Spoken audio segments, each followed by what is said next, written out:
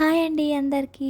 Welcome to కవి world. ఈరోజు నేను ఎంతో రుచిగా ఉండే పెసరపప్పు పాయసం ఎలా చేయాలో చూపిస్తున్నాను. దీనికోసం ముందుగా 1 స్మాల్ గ్లాస్ పెసరపప్పు తీసుకొని శుభ్రంగా కడుక్కొని నీళ్ళని వంపేసుకొని ఒక పెద్ద గ్లాస్తో 1½ గ్లాస్ వాటర్ యాడ్ చేసుకొని స్టవ్ పైన పెట్టి పప్పుని మెత్తగా ఉడికించుకున్నాను. ఇలా మెత్తగా ఉడికిన తర్వాత మరొకసారి పప్పు గొట్టంతో ఇలా మెత్తగా మ్యాచ్ చేసుకొని తర్వాత ఇందులోకి 1 స్మాల్ కప్పు బెల్లంని యాడ్ చేసుకున్నాను. నేను తీసుకున్న పప్పు క్వాంటిటీకి ఈ బెల్లం స్వీట్నెస్ సరిగ్గా సరిపోయింది. ఇప్పుడు స్టవ్ని పూర్తిగా ఆఫ్ చేసుకున్న తర్వాత కాచిపెట్టుకున్న పాలని కలుపుకోవాలి.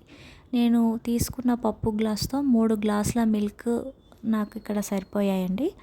ఇప్పుడు స్టవ్ పైన ఒక గిన్నె పెట్టుకొని 2 స్పూన్ల నెయ్యి వేసుకొని జీడిపప్పు, బాదం, కిస్మిస్ ఇవన్నీ వేసుకొని బాగా కలుపుకొని అవి బాగా వేగిన తర్వాత మనం పెసరపప్పు పాయసంలో కలుపుకోవాలి.